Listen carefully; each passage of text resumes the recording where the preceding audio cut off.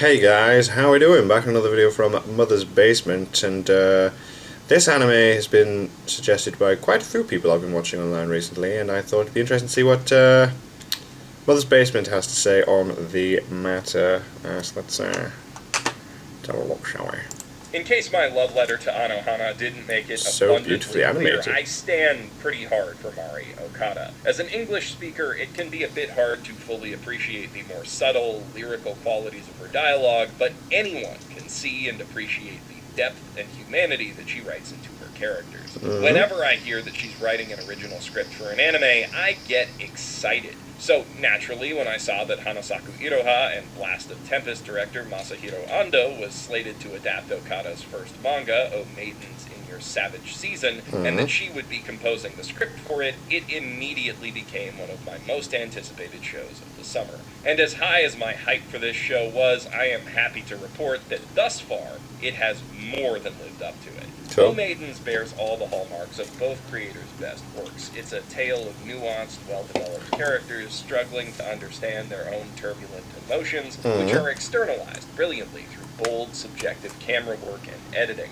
But where many of Okada's best-known works and both of her previous collaborations with Ando have been more on the serious and dramatic side of the anime spectrum, this show bills itself first and foremost as a comedy. Yeah. And holy crap, what a glorious, gut-busting, hearty cackle laugh of a comedy it is. With its twisted sense of humor and uncompromising approach to its subject matter, this show has made me giggle more and I might more like this than because I like any other dark comedy humor. I've seen so far this year, and I'm here today to tell you why you need to sit down and watch or read it also today. Or, failing that, as soon as humanly Whenever possible, yeah. As its title so poetically hints, O Maidens in Your Savage Season seeks to explore perhaps the single funniest and most painful stage of almost every person's life, puberty.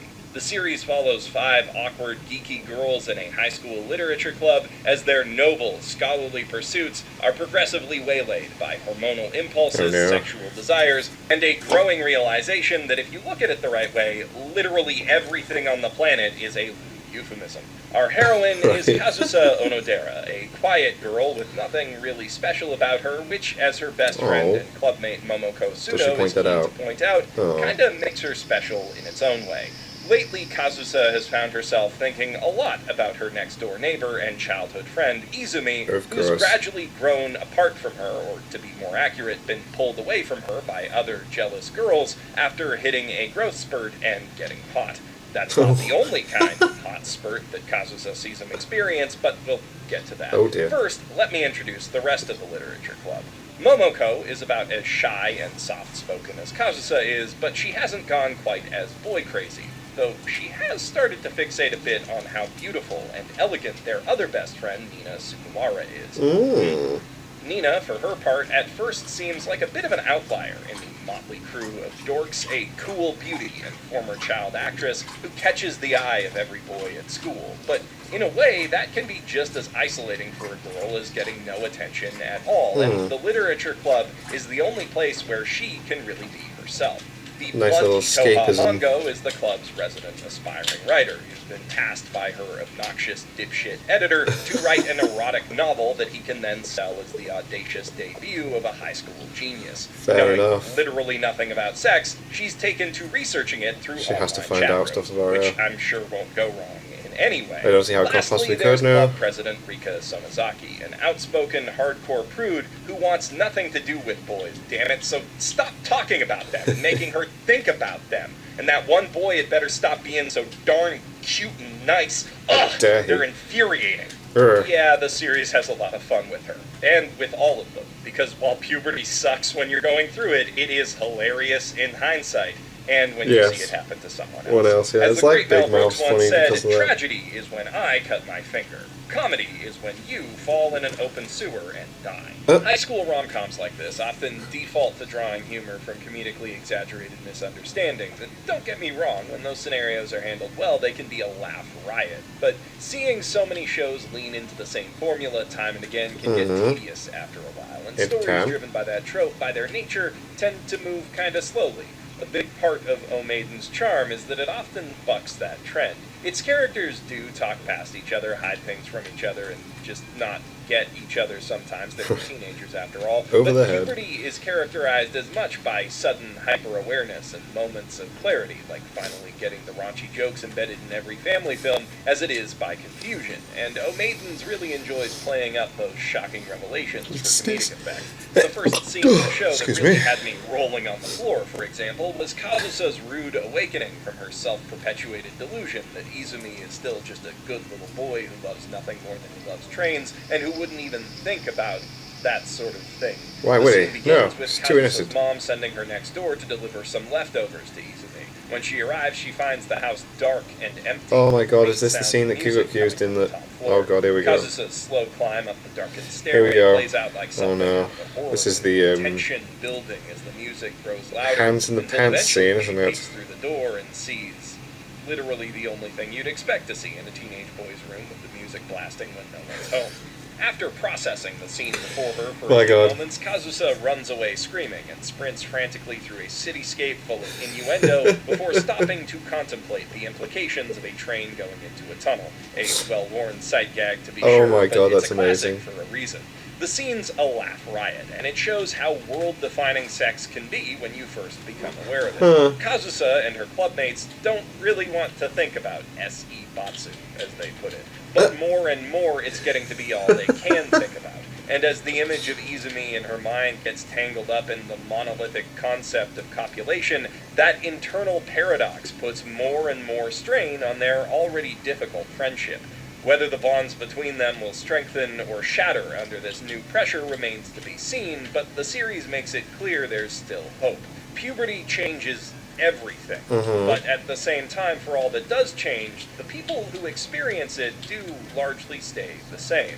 Another paradox that the series delights in exploring. O Maidens is commendable for its entertainment value alone, but amid all the jokes and drama, there are hints of nobler aspirations. The show is keen to bring up the idea that great literature can help us put into concrete terms emotions and experiences that we're struggling to understand. Kazusa and co. will often relate their own feelings to passages in books they've been reading, and one of the show's favorite gags is having characters tease each other with double entendres and saucy scenes in the books they're reading aloud. Makes sense, they can play with it, with the fact they're in a literature club like that. Provide its viewers and readers with a bit of unconventional sex education by having its characters openly experience the uncomfortable, sometimes unhealthy emotions and desires that come with sexual awakening. Aspects that most stories about teenage romance tend to gloss over, allowing, in theory, for its younger readers and viewers to put words to things that other stories ignore. It is rare to see anime and manga tackle this subject matter in such a thoughtful way, and rarer still to see any real exploration of puberty from a girl's perspective, especially in a... It is usually a boy's perspective, isn't it, when stuff like that is done? Romantic boys can be pretty risque, but their aim when they go there is almost always titillation, not romantic catharsis, and their equivalent for teenage girls tends to emphasize a pure, chaste ideal of love that, let's be real here, doesn't exist. While I don't think their intent is bad, both kinds of love story can leave their generally young, confused, and impressionable audiences with unrealistic and unhealthy expectations in regards to love and sex, creating the impression that they're two wholly separate things when, even if they are, making that separation isn't something that most teenagers, let alone... No, when you're younger, it's very difficult to separate, isn't it? O Maidens, in contrast, is largely about how separating those two aspects of romance can be next to impossible, and the stress that struggling to do so, while also dealing with society's expectations, can put on a developing mind. Kazusa's difficulties in separating her memories of who Izumi was, her feelings for who he is, and her urges to, while also dealing with all the girls who see her as a threat, are just one example of this.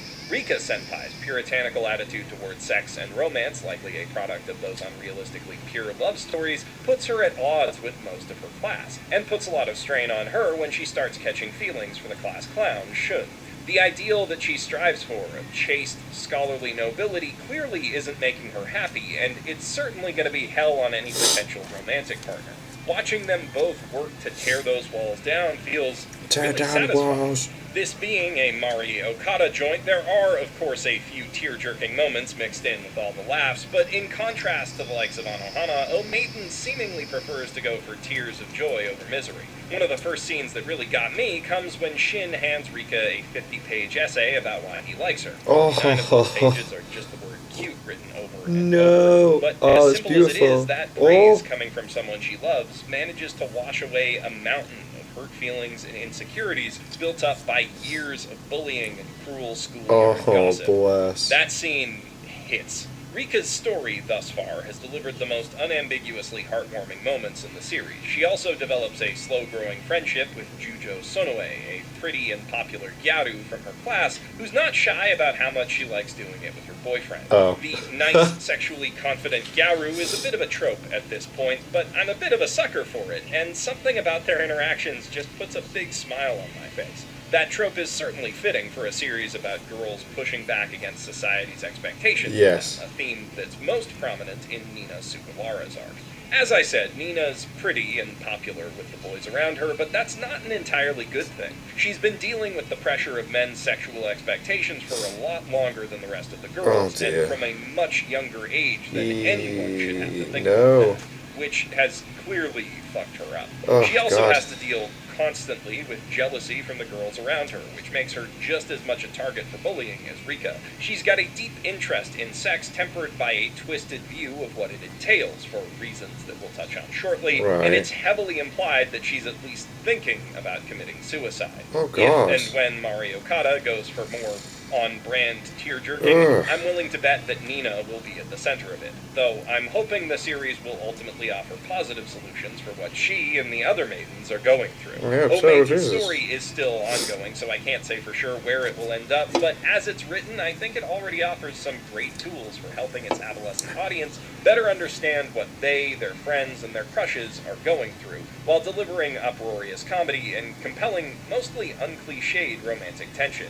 The series does take some of its characters to pretty dark, taboo places, which might understandably leave a bad taste in some viewers' mouths. But what separates it, in my mind, from trashy romance stories like, say, Citrus or Domestic Girlfriend, is that it offers up commentary on and criticism of these taboo scenarios, instead of simply depicting them to make the story feel more racy and exciting. It's revealed early on that Nina's emotional hang-ups and cavalier attitude towards sex are, in part, the byproduct of years of pseudo-sexual grooming by the pedophilic director of her theater. While Nina doesn't yet fully understand how badly this abuse has harmed her, through Izumi's reactions, the series makes it abundantly clear, up front, that he is meant to be viewed as a Class A creep, that what he did to Nina, what he projected onto her, even though he never did anything with her, was fundamentally not okay. And in a cultural climate where games can be torn down from store shelves because an actor enjoyed a bit of booger sugar while Nobuhiro Watsuki gets to keep writing Rurouni Kenshin after being fined $2,000 for possession of child porn, I think that framing the scenario with that context is really damn important. Equally damn important is O Maiden's inclusion of an explicitly gay character in Momoko. More than any of the other maidens, she struggles to properly identify what she's going through because so little of the literature she can read represents the experiences of a homosexual kid. She's very obviously attracted to Nina, but she hasn't been given the words to express and understand that attraction. That's interesting. Puberty's hard on everyone, but from what my LGBTQ friends tell me, it's especially difficult when most of the formative media you experience doesn't acknowledge that you exist. So it's great that O Maidens represents alternative straight people mainly, isn't it? And especially great that it specifically explores how lonely an experience puberty can be for a gay kid with lots of straight friends. It's interesting. Through Momoko's eyes, we're also shown how uncomfortable unwanted romantic advances can be. She's of course, because she's not interested in boys, right? Elementary school classmate who's a nice guy who pays for tiny fractions of girls' meals because that's what nice guys do, you know? Who just wants to be friends and maybe help her break out of her shell a bit because she's so shy, you know? Essentially, he's projecting his own feelings and intentions onto her instead of making any effort to understand where she's coming from, and the way he communicates as a result of this is exasperating, annoying, and... Ew. Yeah, in general, I think this series is as valuable for boys going through puberty as it is for girls, offering a window into the heads of what can seem like alien creatures at that stage of We life. could all learn And something in from this. particular, I think that seeing what it's like to be on the receiving end of an uninvited barrage of well-intentioned texts is something that will open a lot of young, stupid eyes. At the very least, I know that's something a teenage Jeff could have benefited from. Sorry, I need a second to unclench my everything after experiencing that retrospective cringe. Oh no. While I'm doing that, please enjoy this word from today's sponsor. Bookwalker is Kadokawa's official light novel and manga ebook store, where you can buy hundreds of works of English-translated Japanese literature and take your book collection with you wherever you go. Their reader works on phones, tablets, and PCs, and I've personally found its bookmark and highlight functions to be a godsend whenever I'm reading something to prepare for a video. If I have the option, Bookwalker is my go-to choice for reading on the go, and once you try it for yourself, I think it'll be yours too. Bookwalker is giving Mother's Basement viewers 600 yen off any book on their store, and all you gotta do to claim it is use the promo code BASEMENT when you check out. As you can probably guess, one of the books they have is the Oh Maidens in Your Savage Season manga, which is just as fantastic as the anime, and rather than picking one over the other, I'd strongly recommend experiencing both. Where the anime leverages the strengths of cinema to deliver its jokes and help you get inside its characters' pathologically horny heads, the manga makes impeccable use of panel spacing and layout to achieve similar results. The tense, multi-page spread that leads up to Kazusa walking in on Izumi and the slow reveal that follows is masterful in its own right in the manga, and the series keeps up that level of visual comedy throughout. Bookwalker's high-resolution scans make it easy to appreciate the finer details of Oh Maiden's gorgeous artwork, but whether you buy this series or any of the other wonderful manga and light novels on Bookwalker, just make sure you use that promo code, BASEMENT, when you check out to get 600 yen off your order. Okay, I'm back, and the power of shilling has purged the shame from my body. Oh Maidens in Your Savage Season does have a few blind spots in its exploration of sexuality. It doesn't really touch on asexuals, for instance, and that's a shame because nothing does, but it handles the subjects that it does choose to tackle smartly, using salacious subject matter to create powerful comedy and drama, and justifying that use by always having something to say about it. Well, almost always. Hongo-san's story arc, which sees her trying to charge headfirst into adulthood with the aid of her chat partner Milo, Oh dear. who, without spoiling things, is obviously a lot older than she is, goes to some decidedly questionable places. While it's clear that he's not into high school girls at all, and the feelings she develops for him are entirely one-sided, he doesn't exactly discourage them or her advances, and the series doesn't really paint him as a bad guy like it does Nina's director. Yeah. The justification for this seems to be that he wants to help Hongo better understand her sexuality so that she can be a better writer, and that she's blackmailing him to some extent, but this storyline is still an absolute minefield of potentially unfortunate implications, and it's only because of the show's deft handling of everything else, as well as my aforementioned It's so weird that standing it's for meant to be a Okada, comedy, that but I have everything any hope seems that it so will be resolved in a dark sensible and fashion. strange, and I will certainly be sad if it isn't, because Hongo is easily my favorite member of the core cast. As someone who was once an aspiring teenage writer, there's obviously a lot about her that I can relate to, and the devastating deadpan sass bombs that she's proven capable of dropping are just delightful.